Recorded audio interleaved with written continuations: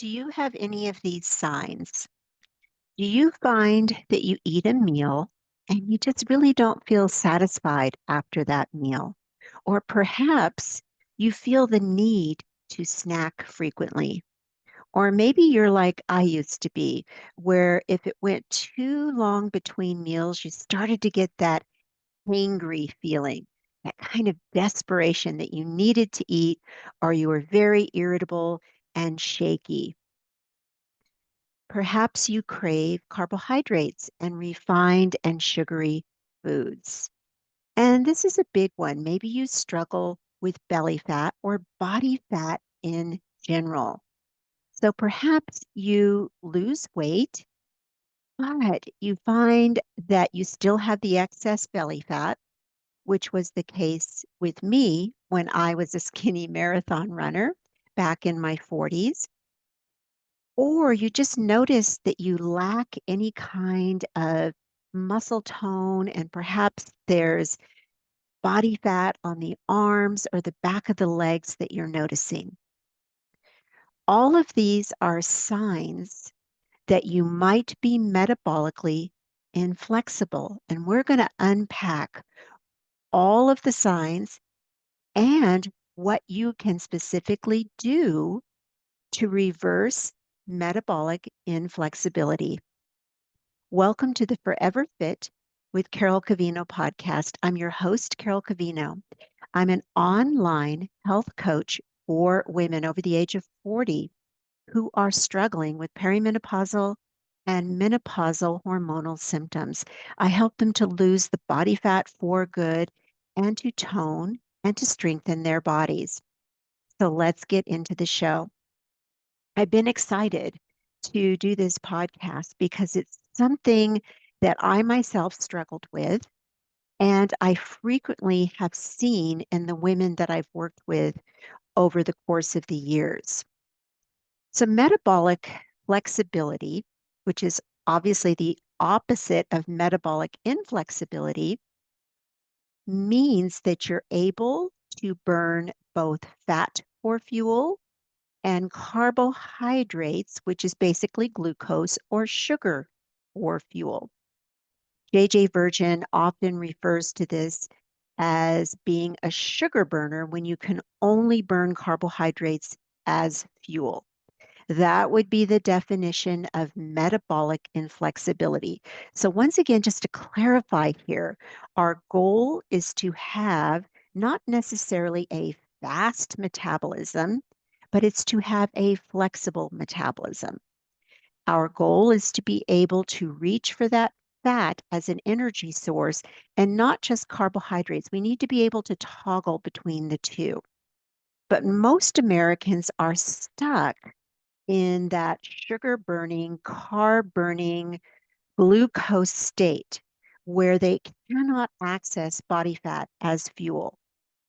And as a consequence, they have trouble not just necessarily losing scale weight, but losing body fat. So even if they're able to take their weight down, which can happen in a caloric deficit, they tend to hold on to the body fat in the midsection, the back of the arms, maybe the lower back, and also on the legs, in particular, the back of the legs. So they just become a smaller version of themselves when they lose weight. They don't necessarily actually change the body fat composition. So I've talked a lot about strength training, and that's definitely part of this equation. But what we're focusing on here today is metabolic flexibility and how to obtain it. So we talked about the symptoms, not being satisfied after a meal, needing to snack, feeling hangry. And I'm going to dive into these a little bit deeper. But let's talk about what it actually means to be a carbohydrate or a glucose, AKA sugar burner. It's really just like it sounds like. Your primary source of fuel is coming from glucose, and that gives your body absolutely no reason to reach for its fat stores because it's got this readily available carbohydrate that breaks down into glucose for energy very quickly. Carbohydrates are the preferred form of energy when our body is needing something quickly to keep us going. And I've talked about this before. Our brains are like energy junkies. So, for example, if we don't get enough sleep at night, energy is low. Cravings for sugary, refined carbohydrates tend to go up. It's our body's way of saying, hey, I need fuel and I need it right now. We want to do the opposite. We want to be able to go further between meals. We want to be able to have a period of fasting for about 12 hours where we have digestive rest. And we cannot do that if we're in that sugar burning mode. When I first decided to try intermittent fasting as a lifestyle, it was a little over a year and a half ago. I'd done the research. I had completely changed my viewpoint on intermittent fasting, which is basically caloric restriction over periods of time and then times where you're feeding. So let me break that down a little bit differently. It's time restricted eating. So essentially, you have a fasting window where you're not taking in calories, and then you have a feeding window. Now, these windows vary based on, or they should vary based on whether you're male or female, where you're at with your activity level, your energy level, your sleep level, your overall health and stress levels. But pretty much everyone can do a 12-hour window of a fast pretty safely. But when I first started, I couldn't even make it 12 hours. And I've talked about this quite a bit on my podcast and with my community. I would get that hangry, shaky, headachy kind of feeling. I would break out in what you would call a cold sweat, and my hands would shake. I would feel nauseous, like I was going to get sick. And I would feel like I needed to eat immediately, like don't wait for this. I need the food now. And I would say that to my husband, I need to eat now. I'm sick. And he knew that meant quick, get Carol wherever she needs to get home, or we need to go out to the restaurant and find something to eat immediately. And it was because my body could not reach for fat as fuel. I was not what they call fat adapted. So when you're fat adapted, you're able to access those fat stores for fuel. So you can go longer without eating. You don't feel that need to eat every 2 hours. But from being a bodybuilder for so many years and eating every 2 hours to supposedly rev up the metabolism, that's what we were told. That's what we were taught as bodybuilders. That habit was entrenched in me. And not only was it a habit, like a mental habit to eat every 2 hours, my body literally cannot get past 2 hours without food unless I was asleep. And I remember sometimes even waking up in the night feeling that same kind of feeling, or getting up in the morning and immediately needing to eat breakfast. I would even suggest that my clients immediately ate breakfast, which I've completely switched my perspective on. So, being a sugar burner, like I said, means that you just want those quick carbohydrates, or your body wants those quick carbohydrates as fuel. Now, this is the caveat. The more carbs you eat, the higher your blood sugar goes. And the higher your blood sugar goes, the more insulin your body produces and releases in order to return your glucose levels to normal. So let's back up here a bit. So you're eating a lot of carbs, sugar levels, glucose levels are rising. Insulin is coming in to take care of the mess over and over again. All that insulin has some major consequences. One of these is it blocks leptin production. So leptin is the hormone that tells your body, I'm satisfied, I've had enough to eat, and you push away the plate, you push away the fork, you know you're full. You know that feeling. You don't want to take another bite. You're completely satiated. Well, when you're releasing insulin constantly because of those high blood sugar levels, you can actually start to block the production of leptin, which is your appetite control hormone. So, in other words, now you're losing the signal that you're satisfied. You're not feeling like your appetite is under control. And I experienced this. So, leptin is an interesting hormone because problems are brought on when we eat too often, especially highly refined carbohydrates, and problems are brought on if we over diet and over restrict.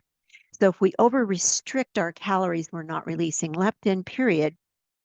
And we get those intense hunger sensations, which is your body's survival mechanism saying, go eat, you're starving, go eat.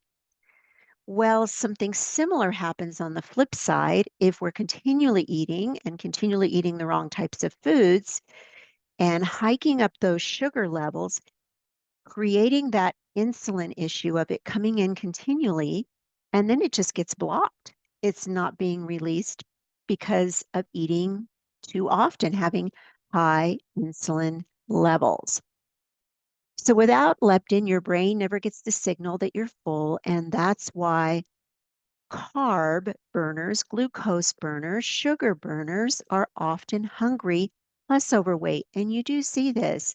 I was at a restaurant several months ago and I described this in a past podcast, and there was a gentleman across from me. And this was an all you can eat restaurant as far as the meats that they brought out. So it was a Brazilian style. They kept bringing out meats over and over again. Needless to say, I did not care for it at all. The quality of the meat was low. It was gristly. It was fatty. I did not like it. Couldn't even eat what was on my plate. But my husband and I were watching a gentleman across from us, and he just kept taking serving after serving after serving. And this particular individual was quite obese, morbidly obese, actually. Once he'd finished the plate of meats, probably his third or fourth serving of them, he went for the desserts, and they were bringing the desserts around. He ate a few desserts. Then he went back to requesting more meat, going back and forth between the meat and the desserts. It was like unlike anything I'd seen. And now it's easy to make these judgments. And I remember hearing my mom talk about this. And I was raised in a family that was very judgmental about being overweight. It was seen as a weakness, as being lazy. But there's science behind why somebody who is obese continues to eat. It is because they are not getting the signal to stop. So there's actually biological reasons for this that we need to understand so that we can help people. So we're caught in this vicious cycle. Being a carb burner means your body needs more insulin, and having more insulin means you hang on to fat, to body fat. So when you're releasing insulin, you're not in a fat burning mode. You can't be burning fat. And so if you're continually releasing it, it is preventing you from releasing body fat. In turn, high body fat makes you less sensitive to insulin. You don't respond to insulin. You're less likely to recognize it when you have high levels of body fat. Do you see how we're getting into that vicious cycle? That insulin resistance causes another set of issues. And this could be heart disease. It could be type 2 diabetes. Now they're finding links, they believe, with Alzheimer's, even dementia, and other inflammatory conditions and diseases. As a result, these sugar burners often have all types of inflammatory issues, joint pain, headaches, even skin issues such as eczema. It could be rosacea and other issues as well. Now, this is the thing.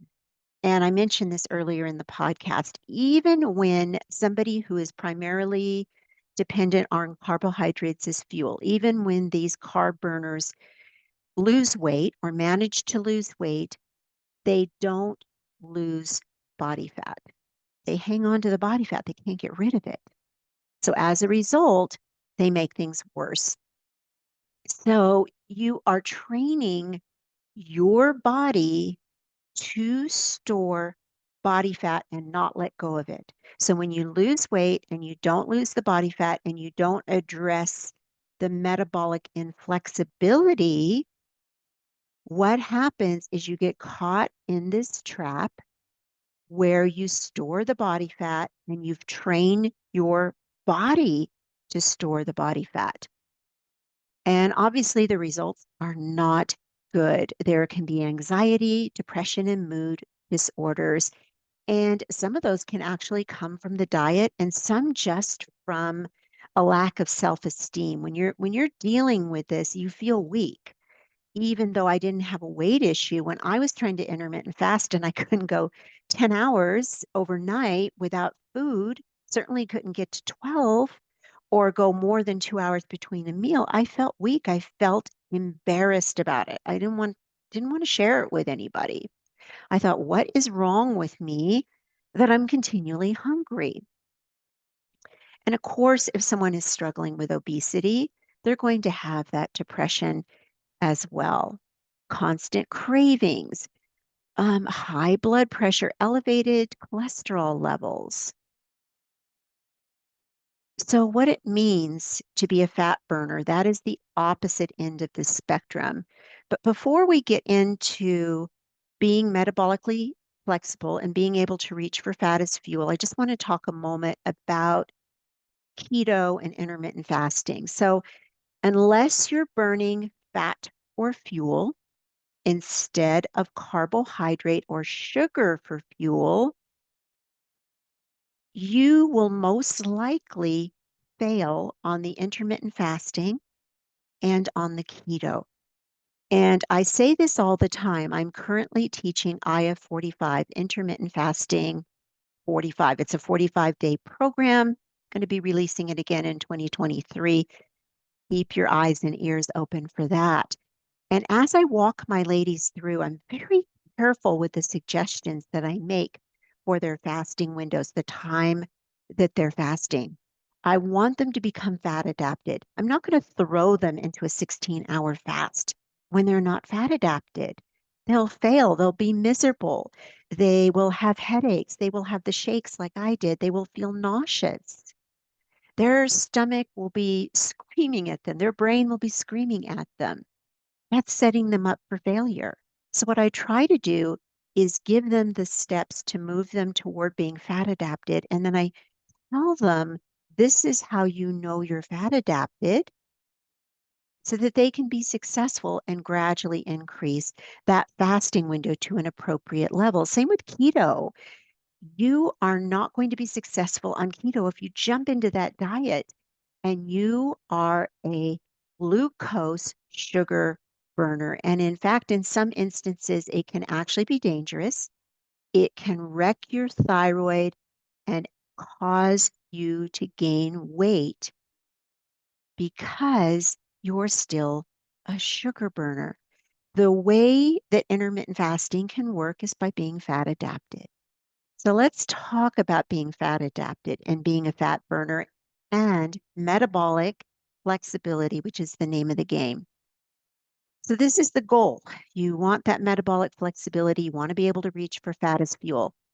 You want to be able to eat fewer carbs and you want those carbs to be clean. You want your protein to be clean and your fats to be healthy. You want to train your body to burn fat as fuel. So as a fat burner, your system will still burn carbs. That's normal. And it will reach for those first. That's also normal. And it will use the small amount of sugar that you get from slow, low carbs, which I'll describe in a moment, like vegetables or legumes. And then your metabolism quickly turns to your fat stores for energy. So once it's gone through that little bit of sugar that's in those slow acting carbs, it has no choice but to tap into those fat stores. Fat burns more slowly and steadily as a fuel source. Carbohydrates are like throwing gasoline on a fire. It's quick.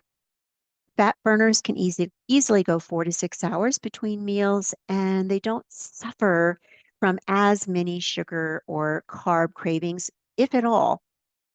They also tend to lose fat easily and steadily, and they have more energy. Now, how you break your fast is important. You want to break it with protein, fiber, and healthy fat. And I tend to stay away from carbohydrates with the first meal. I save those for later in the day. Much of the research is showing that if you consume too many carbohydrates in the morning or for that first meal when you break your fast, you shoot the glucose up and you kind of set the tone for the rest of the day and put yourself on this roller coaster of glucose spikes and glucose dips. And when I wore a continuous glucose monitor on my arm and I monitored it with an app on my phone, I could see this happening in real time. If I prolonged my carbohydrates a little bit later in the day, the glucose tended to be much steadier than if I went for that bowl of oatmeal in the morning. And I get a lot of pushback on this, especially from bodybuilders, because they've been taught they have to have that bowl of oatmeal in the morning. Now, I will say this. If you exercise at an intensely high athletic level, you can handle more carbohydrates than if you don't. And also, age and stage of life and hormones play into that whole scenario as well. So, carbohydrate intake is very individual, but one thing that we can all benefit from is having the right type of carbs. So, how do we make this change? If you recognize those signs that I gave you and you're thinking, man, that's me. Because I know when I first read the signs, even though I had muscle, even though I was lean, I went, oh dear, I am not metabolically flexible. And once again, I got a lot of pushback from the bodybuilding community who insisted that the only way that I could keep my glucose levels stable was to eat frequently throughout the day. And there simply is absolutely no research to support that. In fact, there's research to support the opposite. So the worst thing that you can do is to suddenly go sugar free. I'm not suggesting that because suddenly cutting off that supply of glucose and carbs is going to make you feel terrible and set you up for a cycle of what I call yo-yo dieting. You've heard of yo-yo dieting. You're on a diet, you're off a diet, you're losing weight, you're gaining it back plus 5 pounds more, you're up, you're down. I did that in my younger years quite a bit. So you don't want to have those types of issues that can also cause health problems. So breaking your sugar addiction doesn't necessarily mean that you give up every single thing all at once. You want to walk through this process rather slowly, and you want to slowly shift from reaching for those sugar sources. So one of the best ways we can do this is start to make swaps in our diet. So rather than looking at things from a perspective of all or nothing, we want to go slowly. Now you do have to move away from the refined carbohydrates. They're highly addictive, highly processed foods. They have things in them, I am certain of this, that work on the dopamine centers of the brain in ways that we don't even begin to comprehend.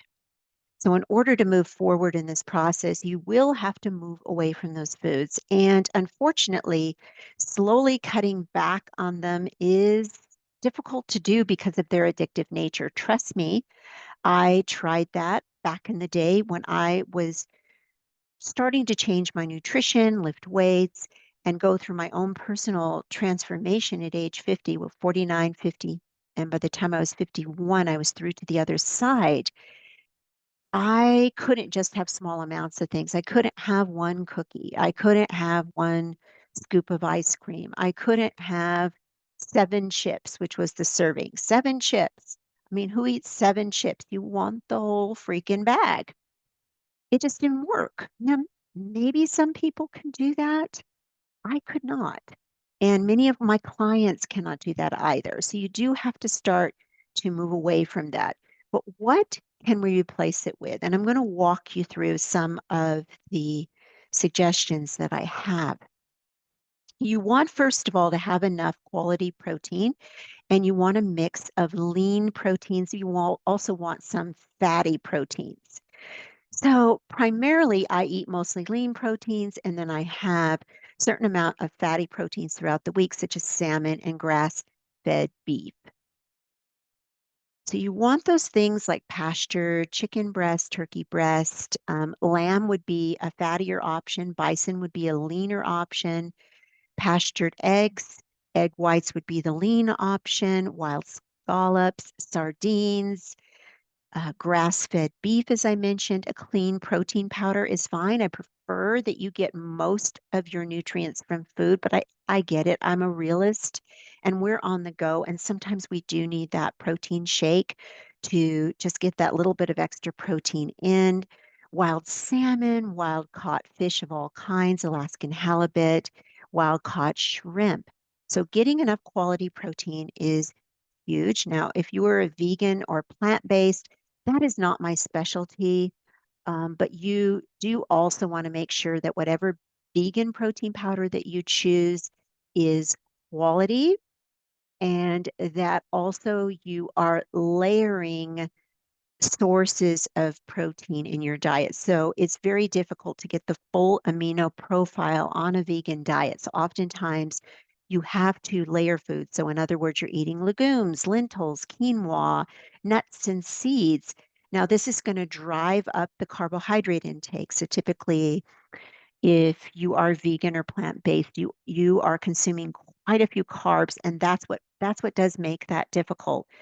But I also, once again, I'm a realist and I do have vegan clients and I do understand their reasons. I do respect their reasons, but just know you're going to have to work a little bit higher at this. You're going to have to supplement with B12 because B12 is only available in animal-based food.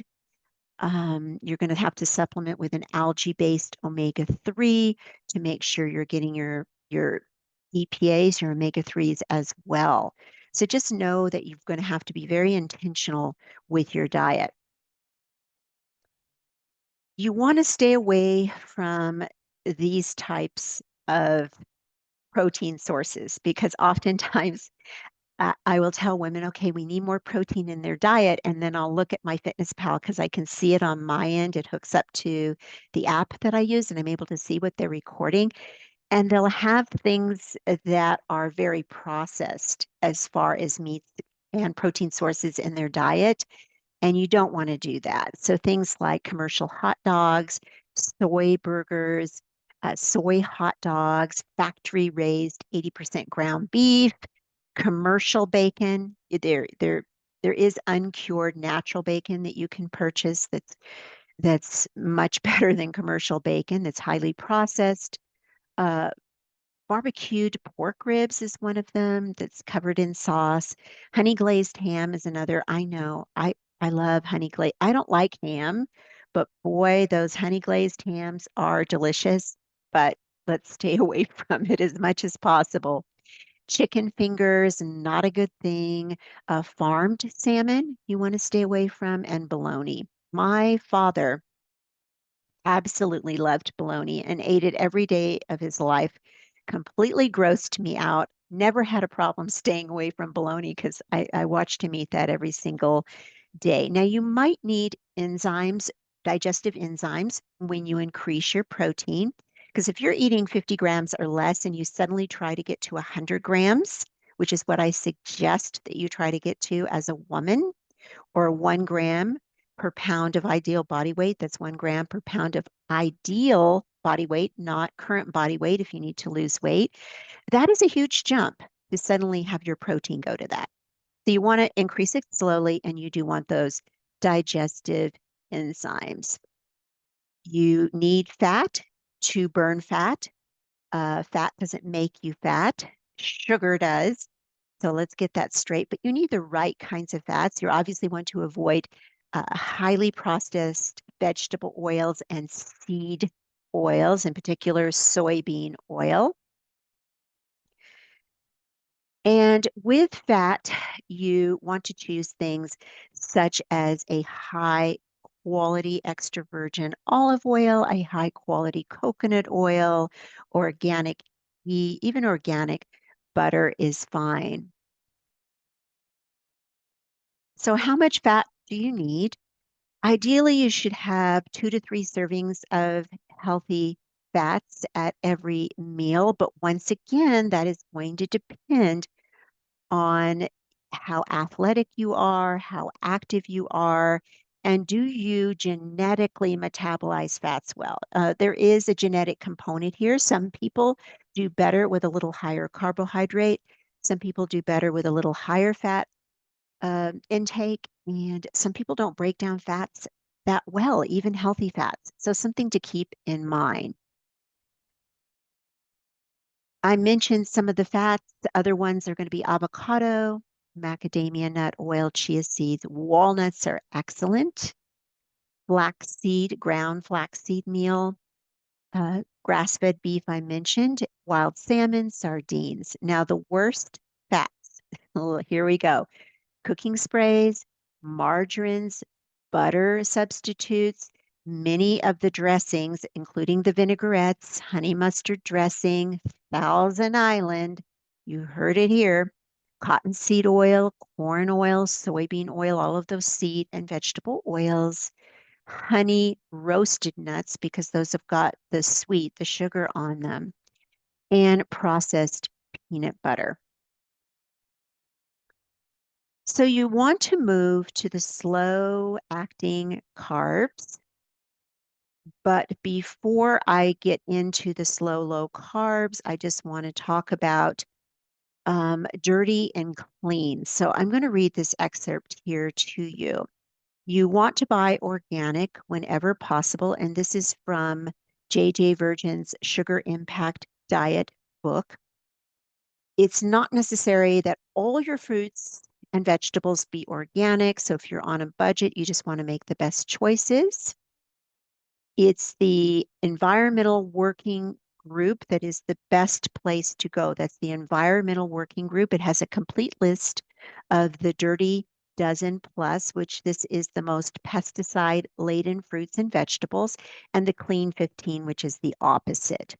You always want to wash them, but keep in mind, if it's covered with pesticides, it has penetrated those fruits and vegetables. So the dirty dozen is apples, celery, cherry tomatoes, cucumbers, grapes, hot peppers, imported nectarines, peaches, potatoes, spinach, strawberries, sweet bell peppers, kale, collard greens, and summer squash. Now, I'm not saying don't eat these. I'm saying buy organic. Now, does it eliminate all risk of pesticide? Unfortunately, no. The pesticides are everywhere. They get in the soil, they get in the air, but you want to minimize these things as much as possible. The clean 15 that you really don't have to worry about buying organic, that's going to be asparagus, avocados, cabbage, cantaloupe, eggplant, grapefruit, kiwi, mangoes, mushrooms, yay, onions, pineapples, sweet peas, papayas, sweet potatoes, and sweet corn. Non-starchy vegetables should make up the most space on your plate. So even though I don't follow a strictly plant-based diet, I believe in eating lots and lots of plants and lots of non-starchy plants. Now, once again, keep your eye out for certain certain things like kale and broccoli. Not everyone tolerates them well. Some people tolerate them if they're well cooked. Some people cannot have too many oxalates, like in spinach. So once again, there's that bio individuality here. There are several great non-starchy vegetables, including artichokes, asparagus, bean sprouts, beet greens, bok choy, broccoli, Brussels sprouts, cabbage, carrots, okra, eggplant. That is not the complete list. It is just some of them that you can consider. Radishes is another one. I absolutely love radishes. Slow, low carbs. This was what I wanted to talk about. So things like black beans. Now, with beans, there is lectin in beans. There is lectin in most rice. There is lectin in many legumes, I believe. So you want to be careful there to wash and cook them well. So rinse your beans well and cook them in an Instapot, and that will get rid of that lectin. So once again, I'm not saying you can never eat beans. I'm just saying be careful how they're cooked so you don't get lectin. So the reason for this is a lot of people are very sensitive to lectin, and it can cause basically holes in the gut, leaky gut, which you do not want. Check out Dr. Gundry. That's Dr. Gundry, and he talks quite a bit about lectins. You can go to his website and get more information on that. So, black beans, butternut squash, cranberries. We're on the slow, low carbs here. Hummus. Really, other types of squash are fine as well. Lentils, quinoa, raspberries, tomatoes, and wild rice. So, tomatoes is another one that you should cook. They're delicious. We grow them in our garden. Love them, love them, love them. But if you have autoimmune or you have any kind of inflammatory issues, which many of us do now, just because we have such a toxic load from our environment that we are more prone to this inflammation, cooking your tomatoes well in an instant pot can help. Black rice can be good as well. The worst, these are going to be the worst, and these are actually from J.J. Virgin's book.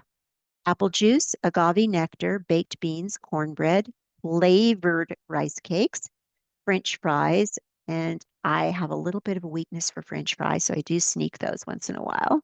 Granola bars. She talks about fruit leather, which I'm going to be honest with you, I do not know what fruit leather is. I'm going to have to Google that. Kettle corn and root veggie chips. You've seen those root veggie chips at places like Trader Joe's. So non-starchy vegetables, the top ones, artichoke, arugula, broccoli, Brussels sprouts, cabbage, cauliflower, garlic, kale, if you can tolerate it. I can tolerate kale in small amounts and it must be well cooked. Red peppers, again, you're looking at that lectin, make sure they're well cooked. And spinach, better to have it steamed. So this gives you an idea of how you can begin to move from being a carbohydrate burner, sugar burner, as JJ calls it, to being a fat burner.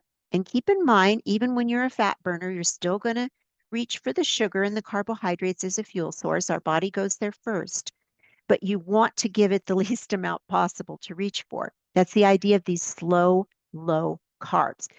They are slow digesting, which means that that slows the impact of that sugar spike down. When the digestion is slow, this happens when you eat fiber with your carbohydrates as well. When there's lots of fiber, that slows it, that sugar spike down. So we want that. And we want low glycemic. So it's not just low sugar. Like with packaged foods, you cannot just go look at the package and say, this has 3 grams of sugar. That is actually inaccurate. It has far more grams of sugar than what is reported on that package. So you're looking for low glycemic. And the one way you can know that is staying with these more natural choices, less processed or unprocessed choices of foods. Then you know you're getting that lower glycemic spike. Gradually replacing these things out. But once again, be careful because if you just say, I'm going to have that occasional cookie, if you're like me, that just wasn't possible. Even to this day, when I eat dark chocolate in the evening, and I do, I like to have a square of dark chocolate, I have to watch myself because I could eat the whole bar. Now, it's easier for me to control with dark chocolate. It's more bitter, and I get very dark chocolate, the 80, 85%, very dark, but it's still there. And with processed food combined with corn syrup and sugars, that is a disaster because our bodies our bodies are designed to respond to sweet. And this goes back to a survival mechanism. When certain fruits were available, we would naturally go and eat quite a bit of those, and our bodies are in tune to that sweet. We were really bringing in that fructose in anticipation of winter. So, eating the fruits in the summer and the early fall, think of harvest in anticipation of those fruits and that sorts of fructose not being available. Now, this wasn't a conscious thing. This was a survival thing. And we still have that. We have that need for sweet. We're drawn to that sweet because our body anticipates winter. Well, these days, winter doesn't come in our society for the most part, and we generally are consuming too much of these things. And even with the healthy fruits, you want to be careful. You want to stay with your wild berries, your wild strawberries, dark cherries. You can buy them frozen. I buy them frozen, but you want to watch your serving sizes because, again, it is fructose, it's natural, but you don't want these excessive levels, which can cause fat storage. So I am hoping that this was really helpful for you. And if you want to connect with me further, the best way to find me, I'm starting to have a YouTube presence. I will drop that link in as well. I'm getting it together on my YouTube channel finally. I am on Facebook. I have a business page, Cavino Fitness, and I'm also on Instagram at Carol Cavino Fitness. So the best way to message me is actually not on Facebook. I miss so many of those messages because I get a lot. It's actually on Instagram. I tend to see those quicker. And I just find that I prefer that form of communication. So if you want to message me, you can message me there. I will be opening up a application process for my Fit and Fierce program, which will be in 2023. And I know you might be thinking, that's way off, Carol. I'm not ready to think about that. But I will be starting an application process for that very, very soon. So be on the lookout for that. I'm also going to be having a special Thanksgiving program coming out, just a week-long program to help de-bloat. You know that bloat after the holidays. So be on the lookout for that as well. In the meantime, I do have some free resources. Those will be in the show notes. Thank you so much for joining me today. And wherever you are in the world, I wish you every blessing.